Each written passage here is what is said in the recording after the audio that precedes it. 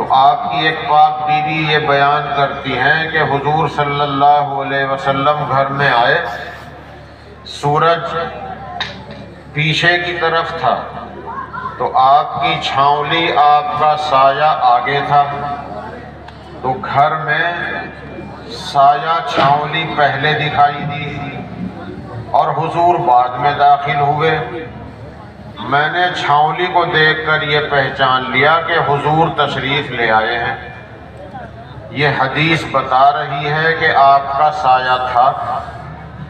اس کے باوجود یہ یقین رکھنا پڑے گا کہ وہ نور تھے، وہ نورانی بشر تھے۔ قرآن پاک نے انہیں بشر بھی کہا ہے، نور بھی کہا ہے۔ تو خیر، میں نے عرض کیا کہ صحابہ کرام رضی اللہ تعالیٰ عنہم کے دلوں میں محبت اتنی تھی کہ ان کے ہاتھ پیر کے غسالے کو، دھون کو ہاتھوں میں لے کے چہروں پہ ملتے تھے۔ ایک دن آپ نے یہ بات فرمائی کہ تم لوگ میرے ہاتھ پیروں کا دھون لے رہے ہو، چہروں پہ مل رہے ہو، کس وجہ سے ایسا کر رہے ہو؟ کس چیز نے تمہیں اس پر آمادہ کیا ہے؟ تو صحابہ کرام نے کہا، حب اللہ و حب رسولی، اللہ کی محبت، اللہ کے رسول کی محبت ہمیں آمادہ کر رہی ہے کہ ہم ایسا کریں۔ تو پہلے بھی میں نے یہ بات یہی بتائی تھی کہ رسول اللہ صلی اللہ علیہ وسلم نے فرمایا، جس کے دل میں میری اور اللہ کی محبت ہے اسے چاہیے کہ وہ 3 باتوں پر عمل کرے۔ اور باتیں تو زندگی بھر آپ نے بتائی ہیں، لیکن اس وقت آپ نے 3 باتیں فرمائی۔ فرمایا، جب بولے تو سچ بولے، جھوٹ نہ بولے، سامنے والا کوئی بھی ہو۔ اگر اس کے پاس کوئی امانت رکھی جائے تو خیانت نہ کرے، خرد برد نہ کرے۔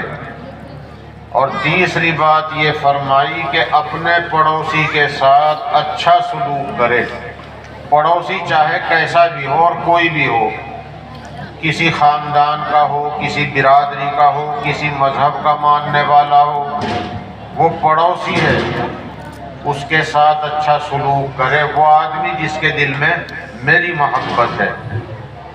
یعنی اگر اللہ سے محبت رکھتے ہو، اللہ کے نبی سے محبت رکھتے ہو، تو ہمیشہ سچ بولو، دھوکہ نہ دو، اور امانت میں خیانت نہ کرو، اور پڑوسی کے ساتھ اچھے سے اچھا برتاؤ کرو۔ نبی اکرم صلی اللہ علیہ وسلم سے صحابہ کرام کو یہ جو اس درجے محبت تھی، اسی کا حوالہ حضرت ابو ہریرہ نے دیا۔ بازار میں جا کر یہ کہا، اے لوگوں، تمہیں کیا ہو گیا؟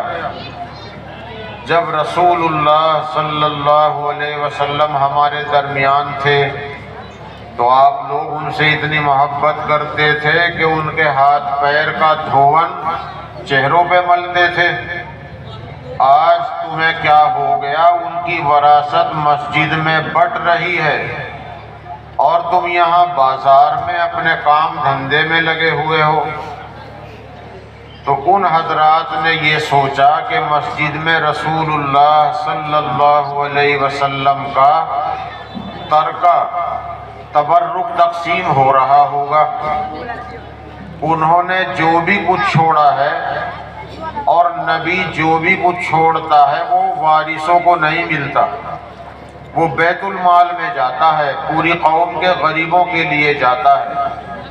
نبی کی اولاد کو نبی کے چھوڑے ہوئے مال میں حصہ نہیں ملتا۔ اوروں کے لیے قانون الگ ہے، نبی کا قانون الگ ہے کہ ان کے وارثوں کو وراثت میں حصہ نہیں ملتا۔ آپ نے فرمایا تھا، نحن معاشر الانبیاء لا نرث ولا نورث ما ترکنا صدقۃ۔ ہم نبیوں کی جماعت نہ کسی کے وارث بنتے ہیں، نہ کسی کے مورث بنتے ہیں۔ ہم جو کچھ چھوڑ دیتے ہیں وہ صدقہ ہوتا ہے۔ اسی لیے حضرت فاطمہ رضی اللہ عنہا کو باغ فدق نہیں ملا تھا۔ آج کل بہت سے لوگ شیعہ حضرات بہت اڑاتے ہیں کہ ابو بکر نے باغ فدق پر قبضہ کر لیا، حضرت فاطمہ کو نہیں دیا۔ حضرت فاطمہ ایسی تھی ہی نہیں کہ وہ قرآن اور حدیث کے سامنے اپنے لیے وراثت کا مطالبہ کریں۔ جب تک انہیں مسئلہ معلوم نہیں تھا تو انہوں نے مطالبہ کیا کہ میرے ابا کا باغ مجھے دے دیا جائے۔ حضرت ابو بکر نے بہت سے صحابہ کی گواہی کے ساتھ حدیث سنائی کہ محمد الرسول اللہ صلی اللہ علیہ وسلم نے فرمایا ہے کہ ہم نبیوں کی جماعت جو چھوڑتی ہے وہ ترکہ نہیں بنتا، وارثین کو نہیں ملتا، وہ تو بیت المال میں جاتا ہے۔ حضرت فاطمہ نے مطالبہ نہیں کیا کہ میرے ابا کی حدیث میرے سامنے آ گئی۔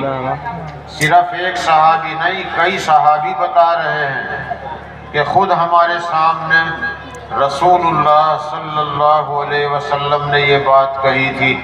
انہوں نے کبھی مطالبہ کیا ہی نہیں، فاقے پہ فاقے برداشت کیے، مگر کبھی مطالبہ نہیں کیا کہ ابا کا باغ مجھے دے دیا جائے۔